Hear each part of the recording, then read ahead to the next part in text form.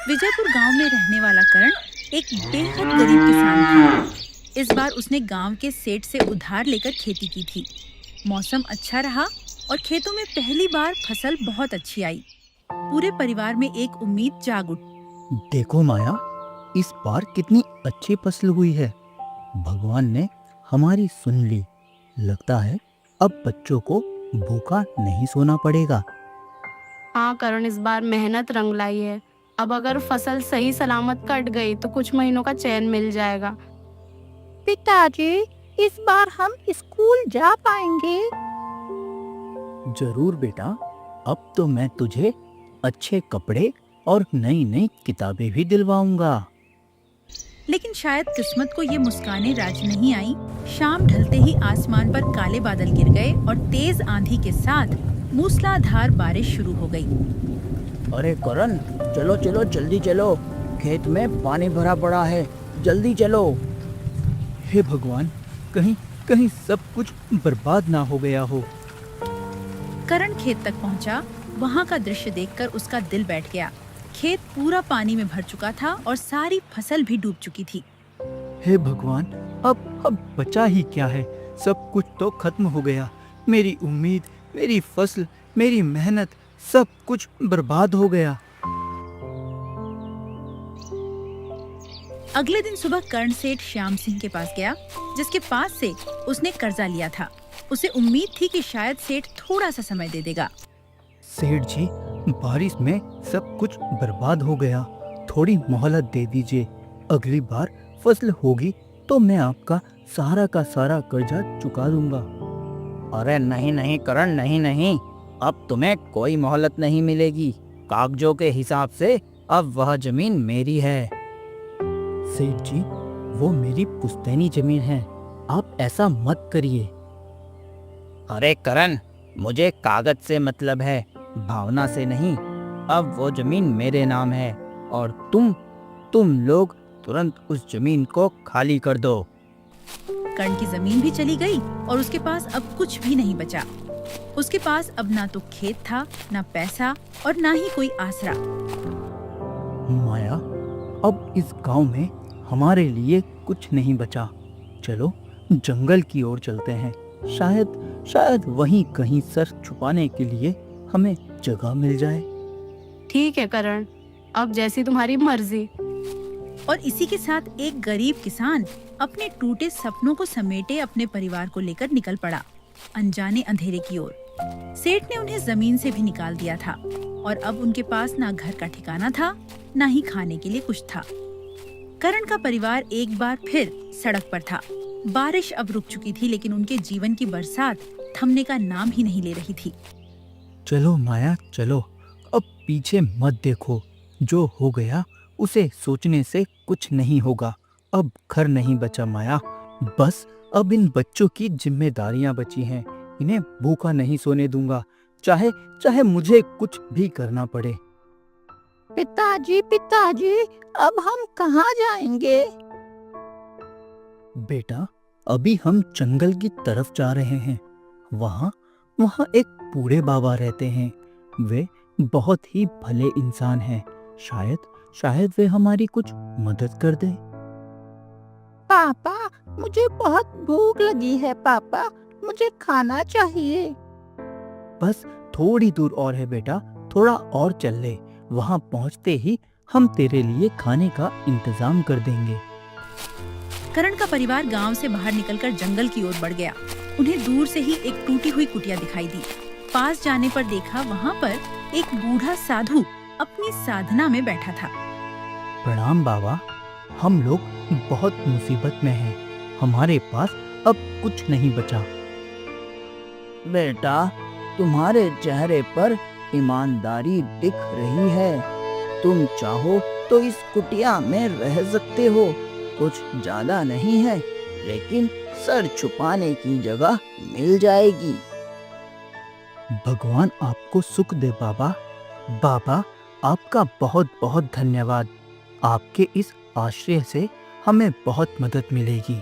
हम आपके ऋण को कभी नहीं भूल पाएंगे। अब वही टूटी कुटिया उनका नया ठिकाना बन गई थी। अगले दिन सुबह कर्ण जंगल में लकड़ी काटने निकला ताकि बाजार में उसे बेचकर कुछ पैसे मिल जाएं। माया, मैं जंगल जा रहा हूँ, लकड़ियाँ काट कर लाऊंगा। उन्हें बेचकर जो कुछ पैसे मिलेंगे उससे मैं घर के खाने के लिए कुछ ले आऊंगा। जल्दी लौट आना, खाना भी बनाना है और बच्चों को भी कुछ खिलाना है जी। कर्ण दिन भर जंगल में पसीना बहाकर लकड़ियां काटता रहा और शाम होते ही उन्हें लेकर बाजार की ओर गया। वहां उससे बहुत कम पैसे मिले, पर उसने कुछ आलू, प्याज और थोड़ा सा आटा खरीद लिया। ये लो माया, कुछ खाने का सामान लाया हूँ। कुछ खास तो नहीं है, लेकिन बच्चों का पेट तो इससे भर ही जाएगा। तुमने इतना सब किया करण, अब तुम हाथ मुंह धोकर बैठो तो मैं तुम्हारे लिए भी रोटियां सेंक देती हूँ। माँ, आज पापा कुछ मीठे में नहीं लेकर आए। बेटा, आज नहीं बेटा, लेकिन हाँ, कल मैं तुम्हारे लिए कुछ मीठा जरूर लेकर आऊंगा। रात को सभी ने सूखी रोटियों के साथ उबली सब्जी खाई और पहली बार किसी को भी कोई शिकायत नहीं थी। सबकी आंखों में थकान थी, लेकिन उस थकान में भी एक उम्मीद छिपी थी। अब हर दिन ऐसा ही होगा। मैं मेहनत करूंगा और हम सब मिलकर आगे बढ़ेंगे। कठिनाइयों का पहाड़ उनके सामने खड़ा था, लेकिन कर्ण ने हार नहीं मानी। उसका सफर अब भी लंबा था, लेकिन उसका इरादा सटीक था।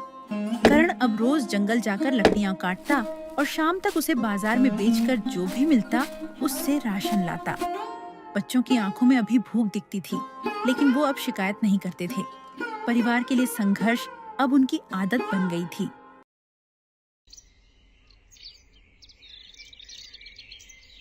सुनिए जी, जल्दी लौट आइएगा, कल बहुत देर हो गई थी। हाँ माया, जल्दी लौटूंगा। आज थोड़ा ज्यादा लकड़ियां लाऊंगा ताकि कुछ ज्यादा पैसे मिल जाएं। पिताजी, आते हुए कुछ मीठा जरूर लेकर आना। जरूर बेटा, इस बार तो मैं तेरे लिए मीठा जरूर लेकर आऊंगा। कर्ण जंगल की ओर निकल पड़ा, लेकिन आज वो हर रोज से थोड़ा आगे निकल गया। वो सोच रहा था कि जितना ज्यादा लकड़ी मिलेगा उतना ज्यादा ही अच्छा होगा। आज मुझे हर हाल में ज्यादा लकड़ियां चाहिए। ज्यादा लकड़ी मतलब ज्यादा पैसा, और ज्यादा पैसा मतलब सबके चेहरे पर खुशी। पेड़ों की गहराइयों में वो इतना आगे निकल गया कि उसे पता ही नहीं चला कि वो कहाँ पहुँच गया है। दूर तक सिर्फ जंगल ही जंगल था। वहाँ पर कोई रास्ता दिखाई नहीं दे रहा था, न ही कोई आवाज थी। अरे अरे, ये कौन सी जगह है? ये रास्ता तो रोज वाला नहीं लगता है मैं किसी गलत दिशा में आ गया हूँ। वो इधर उधर देखने लगा, लेकिन उसे कोई दिशा समझ नहीं आ रही थी। आसमान में बादल घिरने लगे थे और हल्की सी बारिश भी शुरू हो गई थी। हे भगवान, अब क्या करूँ? जिस दिशा से आया था वह तो मैं भूल ही गया। अब कोई रास्ता तो मुझे सूझ ही नहीं रहा है।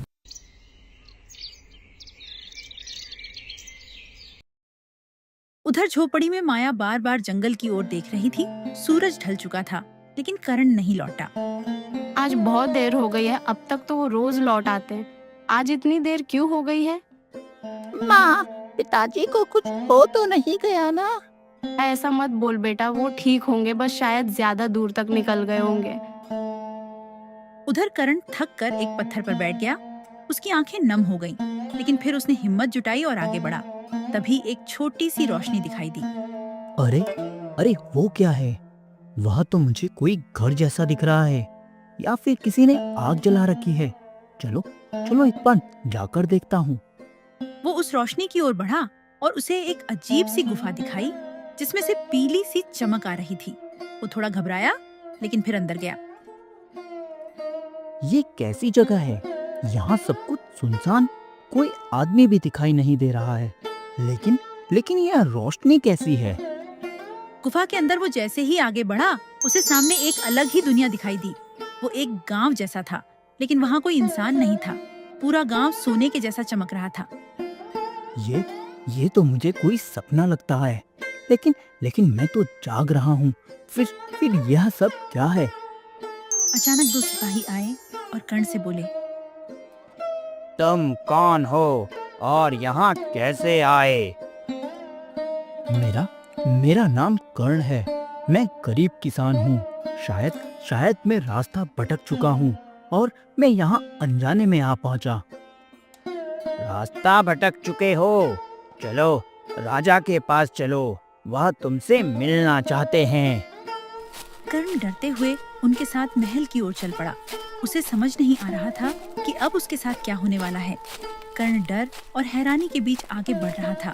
सोने जैसे इस गांव में कोई आदमी दिखाई नहीं दे रहा था, लेकिन ये जगह किसी सपने जैसी लग रही थी। अरे अरे, मैं कहीं कोई सपना तो नहीं देख रहा हूँ। यहाँ सब कुछ इतना चमकदार कैसे है? और ये लोग कौन हैं? सिपाही उसे महल के मुख्य दरवाजे तक ले गए। वहाँ अंदर से एक तेज और गंभीर आवाज आई। उसे भीतर ले आओ।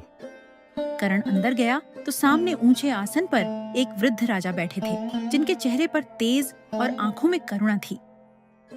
बताओ, कौन हो तुम और यहाँ कैसे आए? महाराज, मेरा नाम कर्ण है।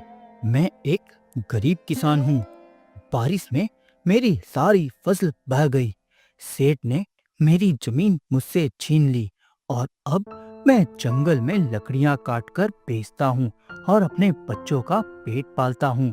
आज मैं रास्ता भटक गया तो मुझे यह गुफा दिखाई दी और मैं यहाँ आ गया। तुम्हारी बातों में सच्चाई दिखती है कर्ण। तुम्हारा संघर्ष तुम्हारी आंखों में साफ दिखाई देता है।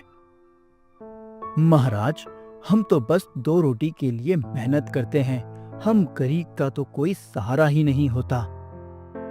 कर्ण, तुम जैसे लोग ही असली राजा होते हैं, जो बिना शिकायत के परिवार को बचाने के लिए लड़ते हैं।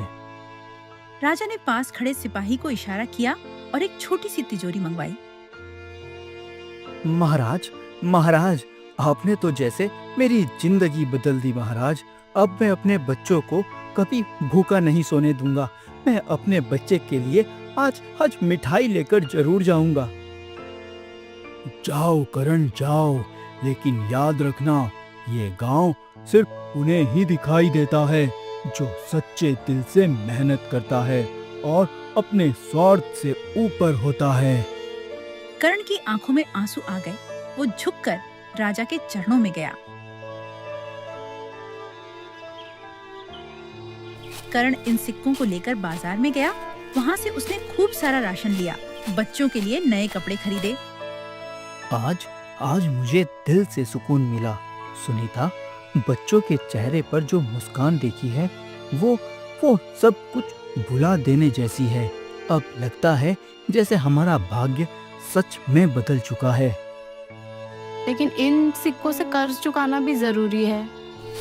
कर्ण उसी दिन सीधा सेठ हरिराम के घर पर गया। उसके हाथ में सिक्कों से भरी थैली थी। सेठ जी, ये लीजिए आपका कर्ज, पूरा चुका रहा हूँ। एक एक सिक्का मेहनत से आया है। अरे करण, ये सब कैसे हुआ? अचानक इतना अमीर कैसे बन गया तू? कहीं तूने कोई चोरी तो नहीं की ना? सेठ जी, मैं गरीब हूँ, लेकिन चोर नहीं। मेहनत की है और भगवान की दया से ये सब मुझे मेरी मेहनत से मिला है। अरे करण, तू ये सब कहानियाँ मुझे मत सुना। मुझे सब पता है। अब अगर तुझे कर्ज चुकाना ही था तो पहले क्यों नहीं चुकाया? पहले तो चुपचाप क्यों बैठा था? आपका कर्ज मैंने अब चुका दिया है ना सेठ जी। अब आप मेरी जमीन के कागज मुझे लौटा दीजिए। सेठ को शक था, लेकिन सामने सोने के सिक्के दिखकर वो चुप हो गया। जमीन के कागज लौटाए और कर्ण वहाँ से निकल गया। पिताजी, अब हम क्या फिर से उसी खेत में काम करेंगे? हाँ बेटा, अब वो खेत फिर से हमारा है। अब हम उसमें मेहनत करेंगे, लेकिन एक और सपना भी है। कैसा सपना पिताजी? बेटा, अब मैं सिर्फ खेती नहीं करूंगा, लकड़ी बेचने का काम भी करूंगा। जंगल से लकड़ी लेकर आऊंगा और उन्हें गांव में बेचूंगा। कर्ण ने 2 दिन में लकड़ी बेचने का एक ठेला बनवाया और अब हर सुबह जंगल जाता और शाम को बाजार में बेचकर लकड़ियों को घर पे लौटता। धीरे धीरे उसके पास पैसा भी बढ़ने लगा और गांव वाले भी अब उसे सम्मान की नजर से देखने लगे। देखो देखो, करण अब अमीर हो गया है। लगता है भगवान की कुछ खास कृपा हुई है इस पर। लेकिन सेठ हरिराम को चैन नहीं पड़ा। वो रोज सोचता कि आखिर करण के पास अचानक इतना धन कहाँ से आ गया है। उसने ठान लिया था कि अब वो इस रहस्य का पता लगाकर ही रहेगा। अरे करण, अब मैं चुप नहीं रहूंगा। मुझे भी देखना है ये पैसा आया तो आया कहाँ से। जरूर कोई राज है और मैं इस राज का पर्दाफाश कर कर ही रहूंगा। एक दिन करण फिर से लकड़ी लेने जंगल गया और उसी रास्ते पर चला गया जिससे गुफा की ओर जाया जाता था। लेकिन पीछे पीछे सेठ भी छिपकर उसके पीछे आने लगा। आज फिर से उसी रास्ते से जाऊंगा। राजा जी को धन्यवाद भी तो देना है, उन्होंने मेरे लिए इतना कुछ किया है। अच्छा, तो यही है रास्ता। तू यहीं से गया था। अब तो मैं भी तेरे पीछे पीछे चलूंगा। देखता हूँ कि तू क्या खेल खेल रहा है। हाँ, अब तो मैं पहुंचने वाला हूँ। कुछ ही दूर पर वह गुफा होगी। गुफा? कैसी गुफा? यह किस गुफा की बात कर रहा है? और वह गुफा मुझे दिखाई क्यों नहीं दे रही है? लगता है जरूर सब कुछ कहीं रहस्य के पीछे छुपा हुआ है। वो रही मेरी गुफा, वही जगह जहाँ मेरी तकदीर पलटी थी। अच्छा, तो तू यहाँ आया था। अब मैं भी आऊंगा और जितना सोना मिलेगा सारा का सारा लेकर चला जाऊंगा। अब यहाँ का सारा सोना मेरा होगा, सिर्फ और सिर्फ मेरा। हे भगवान, बस सिर्फ एक बार उस राजा से मिलना हो जाए। मैं उसका धन्यवाद करना चाहता हूँ। अरे मूर्ख, अब तेरा भगवान नहीं मेरा दिमाग चलेगा। मैं चुपचाप देखूंगा कि तू क्या कर रहा है। राजा जी, आप सुन रहे हैं ना? देखो मैं फिर से आया हूँ। अरे, यह किससे बात कर रहा है? मुझे कोई दिखाई क्यों नहीं दे रहा? तुम कौन हो? मेरा नाम कर्ण है। मैं राजा जी से मिलने आया हूँ। अरे, ये आवाज कहाँ से आई? लगता है अंदर कोई सच में है। अंदर आ जाओ, राजा तुम्हारी ही राह देख रहे हैं। हाँ, ये सब लोग तो इसे जानते हैं। जरूर कुछ बड़ा राज है। मुझे जानना होगा कि यह राज क्या है। मैं राजा जी का बहुत बड़ा आभारी हूँ। उन्होंने मेरे जीवन बदल दिया। उन्होंने मेरे जीवन को एक नई रोशनी दी है। अब बहुत देख लिया, अब मेरी बारी है। सेठ धीरे से गुफा की ओर बढ़ा। जैसे ही वो अंदर जाने लगा, एकदम से गुफा में अंधेरा छा गया। अरे रुक जाओ, कौन हो तुम? अरे, मैं सेठ श्याम सिंह हूँ। मुझे भी राजा जी से मिलना है। सेठ श्याम सिंह, तुम्हारे अंदर लालच की गंध है। राजा ऐसे लोगों से नहीं मिलते।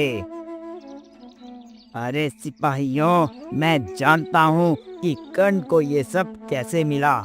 मुझे राजा से मिलना है। उसे उसकी ईमानदारी ने दिया और तुम्हें तुम्हारा लालच यहाँ से दूर ले जाएगा। नहीं महाराज, मैं भी वही चाहता हूँ जो उसे मिला है।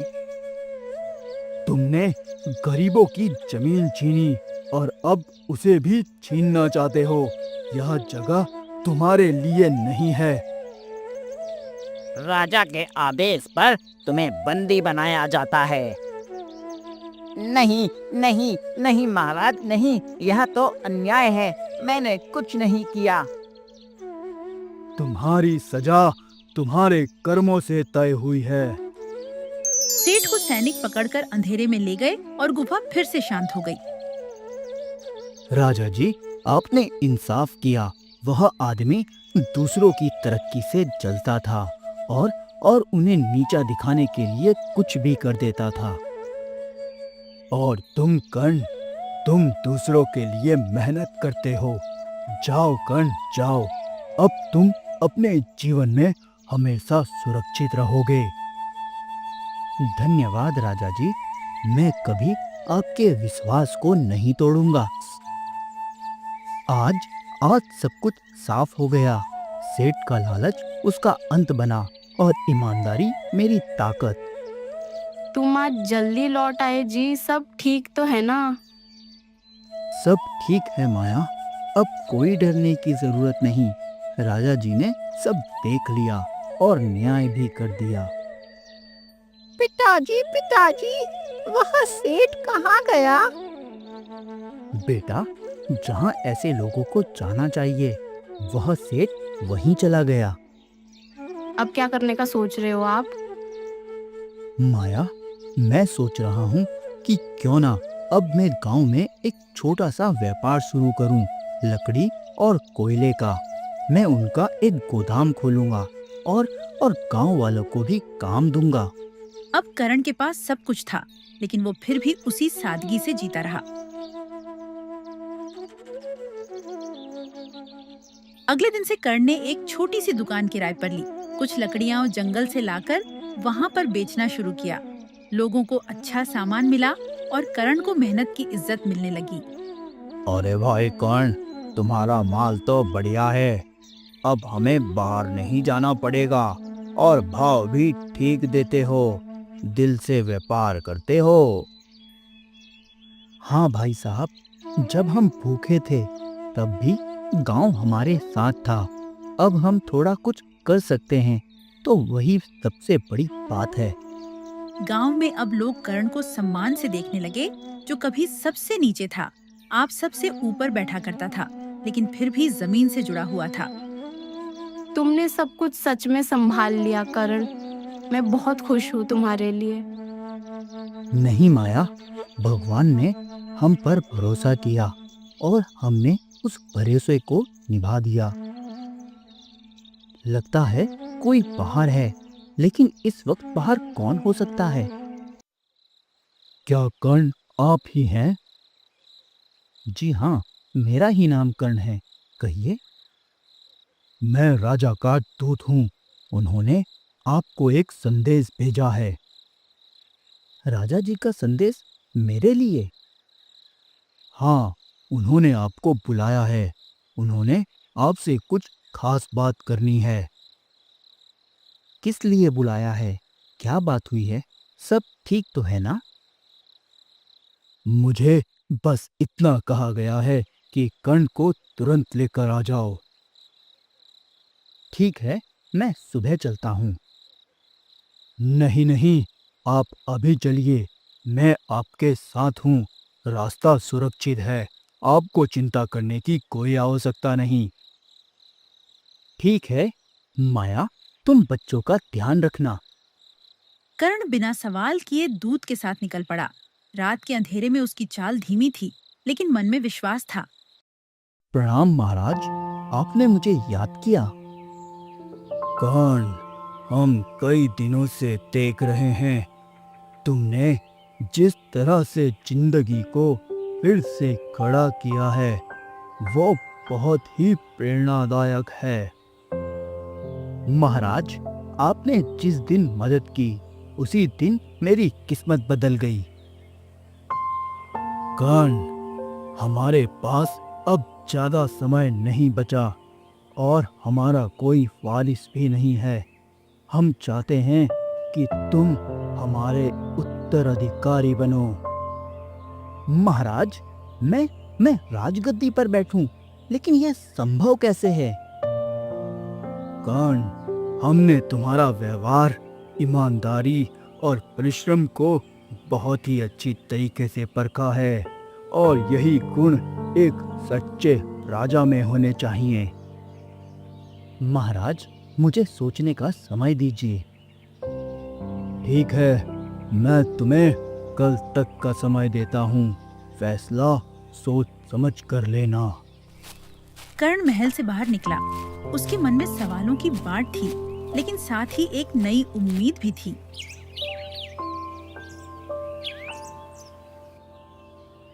कर्ण, तो फिर क्या फैसला किया तुमने? महाराज, मैं रात भर सोचता रहा। ये गद्दी एक जिम्मेदारी है। मैंने कभी इसका सपना भी नहीं देखा, लेकिन अगर आप मुझे योग्य मानते हैं तो मैं ये जिम्मेदारी स्वीकार करता हूँ। तुम्हारा ये उत्तर ही साबित करता है कि तुम इसके लायक हो। महाराज, मैं वादा करता हूँ कि मैं हमेशा गरीबों के साथ खड़ा रहूंगा। किसी के साथ अन्याय नहीं होने दूंगा। महाराज, कर्ण को राज्य वस्त्र पहनाए जाएं। कर्ण को नया वस्त्र पहनाया गया, उसके माथे पर राज तिलक किया गया और उसे सिंहासन पर बैठाया गया। कर्ण, क्या ये सच में सपना है? नहीं माया, यह भगवान की मर्जी है। अब हम भूखे नहीं सोएंगे, बल्कि दूसरों की भूख मिटाने की जिम्मेदारी लेंगे। अब मैं राजा का बेटा हूँ। नहीं बेटा, तुम राजा के बेटा नहीं, जनता के सेवक के बेटे हो। हम राजा नहीं, सेवक बनकर जिएंगे। विजयपुर गांव के उसी गरीब किसान ने, जो बारिश में सब कुछ खो चुका था, आज अपने संघर्ष से राजमहल तक का सफर तय किया था। जिस राजा ने लकड़ी काट कर बच्चों को पाला, वही सही मायने में जनता का राजा हो सकता है। कर्ण ने ना तो अमीरी को घमंड बनने दिया, न गरीबी को शर्म। उसने हर परिस्थिति को स्वीकार किया और मेहनत से अपनी तकदीर लिख दी।